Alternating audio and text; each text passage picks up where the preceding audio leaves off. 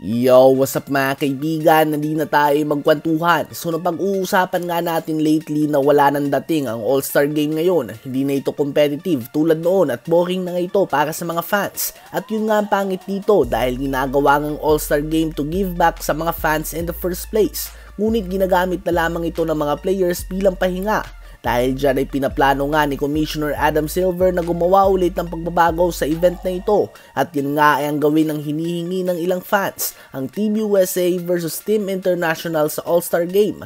This way nga daw ay may pride na paglalabanan. Ganun pa man magiging relevant lang nga ang lahat ng ito kung magiging dominant ang Team USA sa Olympics. Dahil sa ngayon nga ay wala nang rason ng Team USA na kesyo Team C o Team B lang naman nila ang ipinapadala kaya sila natatalo tuwing mga FIBA tournaments. Ngayon nga ay ipapadala nila sila Stephen Curry, LeBron James, Kevin Durant at iba pa mga bigating superstar. Kaya naman kailangan nga nilang talunin ang mga teams convincingly. Dahil just imagine matalo nga sila sa mga bansa na tulad ng Serbia o kaya naman ng France. Ang kapal naman yata ng mukha ng Team USA na magkaroon pa ng USA versus International kung isang bansa lang nga na may 7 million population ay hindi nila matalo, di ba? It won't make sense kung haharapin nilang international all-stars tapos hindi nila matalo ang isang bansa. So magiging interesting nga ito mga kaibigan. Kaya naman malaki nga sa magiging success ng pinaplano na ito ni Adam Silver ay nakadepende sa ipapakitang performance ng Team USA sa Paris Olympics ngayong summer. Kung hindi nga nila may uuwi ang gintong medalya, halos kalimutan na nga natin ang plano na ito dahil malabong humakot ito ng interes sa mga madla. Ano ba ang masasabi nyo tungkol dito? Gusto nyo bang matuloy ang Team USA versus Team International sa All-Star Game?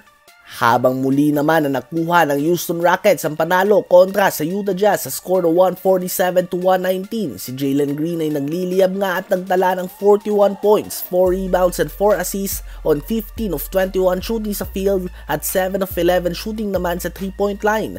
34.7 assists din si Fred VanVleet at 21 points din si Jeff Green off the bench. Sa kanyang last 5 games nga ay may 172 points na si Jalen Green, the most sa kanyang young career sa 5 games pa na yan.